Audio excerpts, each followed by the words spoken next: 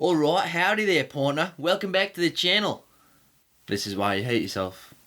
Right, good afternoon, you lovely lot, and welcome back to the channel. Now, if you are new here, or even worse, if you're not new here, right, so you've watched a video before, and you're still not subscribed, let's just rectify that straight away. Let's subscribe to the channel, okay? Ding, ding, ding, turn on the bell for the notifications. Every Friday at 5, get subscribed. Alright, guys, and like the video now. Now we've got those out of the way, I want to talk to you today about a very big and important topic and something that affects me a lot. And that is performance anxiety. Now, what is it? I hear you ask. What is it? Basically, it is the fear of doing a specific task, alright? It's also known as stage fright. And essentially, a way of dimming it down is when the danger signals in your brain start flaring up and you're in a certain situation. So let's say you're in a fight, yeah? And you're in that situation and it engages your fight or flight mechanism. What will happen is your heart will start going 10 to the dozen. You'll start getting clammy hands. You'll start getting a horrible feeling in the pit of your stomach that you're going to be sick, or you feel like you just want the floor to swallow you up. You start getting sweaty. That feeling of anxiety just coursing through your body, and you just want to get out of that situation as quickly as possible. So when does it happen? Well, the main obvious one, which you can see on the thumbnail, is during a big sporting event. That is a big one, especially something that's one-on-one, the spotlight's on you, it's massive, there's a lot of pressure on, and you allow your thoughts to run away with you. This is something that I think that we've seen happen with Joe Weller in his boxing match up against JJ. It was clear to see that he froze a little bit. He didn't perform to the best of his capability, and that saw him go in a massive mental downward spiral after that. And that is what this thing has the power to do, because you might tell yourself for a long period of time that I am this person, I am this man, you know, this is who I am. If I was thrust into this situation, this is what I would do. I know who I am. And then you get put in that position and then you freeze. Alright? Just I want you to imagine for a second what that does to your mental health, where you think you are this person until you actually get there, confronted by this situation, and you freeze. You don't know what to do. It makes you question everything about yourself. The best way I can sort of explain it is, it's like when you have an argument and then 10 minutes later you think, I should have said that, I should have said this.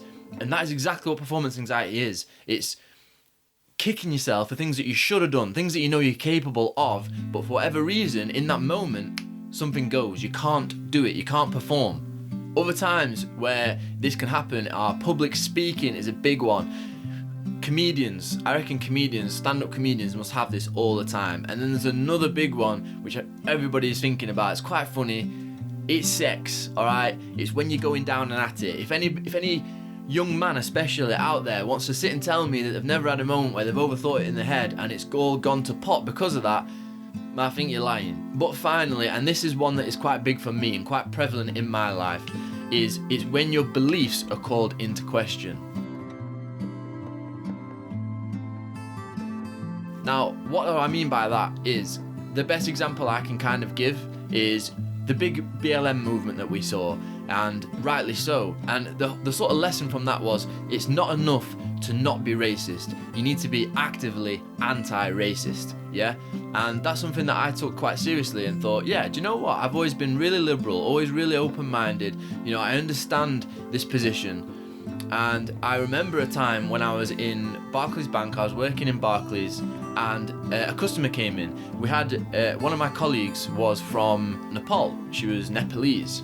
And I distinctly remember a customer coming in and basically just giving it the good old-fashioned, like, oh, go back to your own country, real original, pal, oh, cool, right?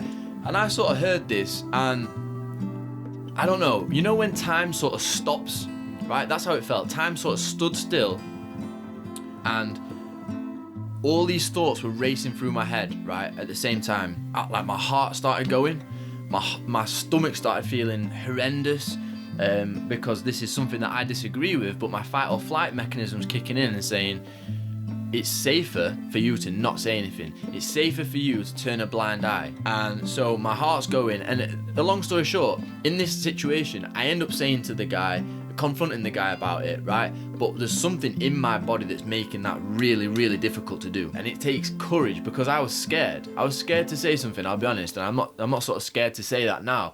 Whatever reason, this performance anxiety, I've told myself all my life I'm this sort of person. If that opportunity came around, someone's being unnecessary to someone about anything, age, race, gender, sexuality, whatever, I would like to think that I would stand up for that person. But then I was thrust into that position, and it made me feel sick.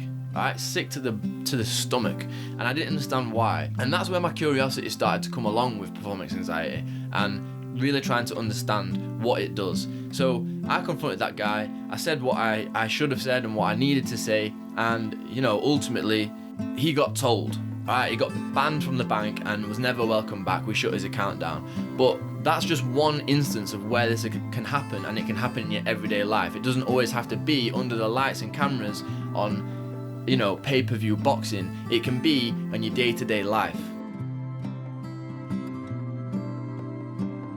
I've got 4 tips, alright, to help you to get better with dealing with this, if this is something that you struggle with as well. The first one would be practice. Now, this wouldn't work for the situation that I explained earlier. You're not going to reenact that scenario multiple times. I should hope not anyway, because that's weird.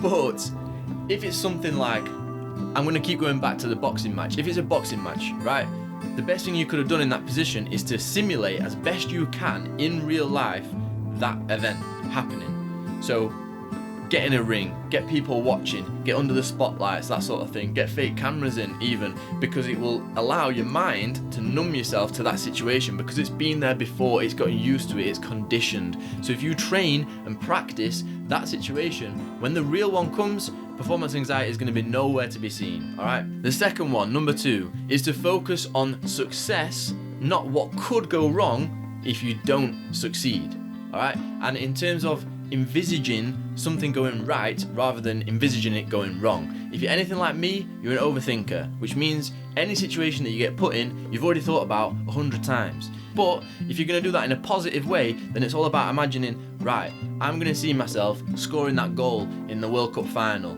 That's how these people talk about it. They manifest it in their head. Whatever you see is what you will do. If you see yourself failing, you're going to fail. If you see yourself succeeding, then you're gonna succeed, just like Mr. Henry Ford said.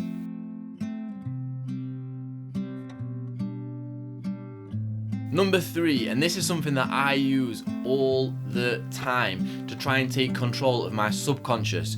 I have an almost deliberate, literal conversation with myself. So number 3 is have a word with yourself, but very literally, alright? So I will experience myself having this issue, and like I said, time just seems to stand still, and then in that moment I then say, right, Luke, who are you going to be today? Are you going to be the person who allows this to get to him and doesn't do what they believe in, or are you going to be the person who fakes it until he makes it?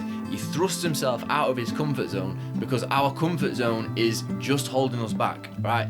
Every single productive thing you do is going to be reaching outside of your comfort zone. I promise you. Anything that you do, you want to be just outside your comfort zone always, because that's how you're always going to grow.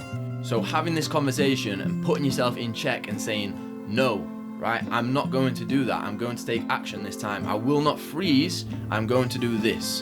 And then that will empower you. And the next time you do it, you'll be even better. The next time, even better. And then this anxiety will start to slip away, okay? And it'll just go. And the 4th and final one is, if points 1, 2, 3 do not work, you have a sort of episode of performance anxiety, you get thrust into a situation where you should act and you freeze, or you can't perform as good as what you should have done, and you let yourself down, because losing is one thing, but losing and not performing is another. And I understand that, don't get me wrong.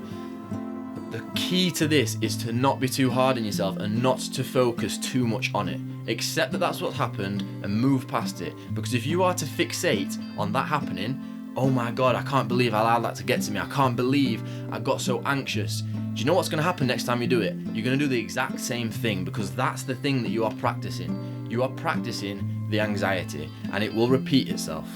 We are habitual creatures, okay? We do the exact same things. You have to break those habits and get into good ones, get into new ones. So if you have a situation like that happen, be kind to yourself and just say, yeah, do you know what? On the day I didn't perform, but I'm going to practice twice as much. I'm going to envisage myself and manifest myself winning twice as much. I'm going to talk myself out of it. Next time I get into that moment, I'm going to talk myself round and say, no, I'm not going to freeze in this moment. I've been here before. I choose to be better than that.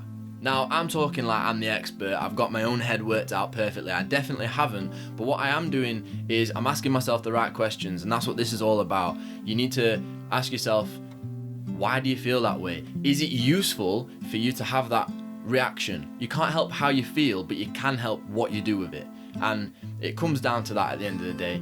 You're going to have that feeling, and if you're someone like me who suffers from that, I'm probably going to have that feeling for the rest of my life, where I get put into a situation and I'm a bit like, whoa, hang about, what am I actually made of here? And then at that point, it is up to me, for my conscious mind to overrule my subconscious mind, take control and take control of the situation.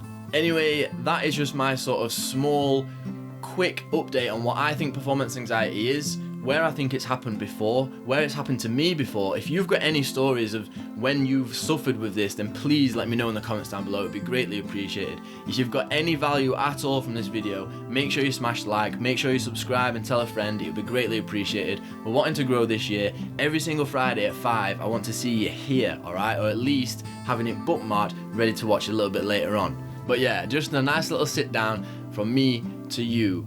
And I hope you enjoyed it, and I'll see you in the next video next week at 5. Okay, bye.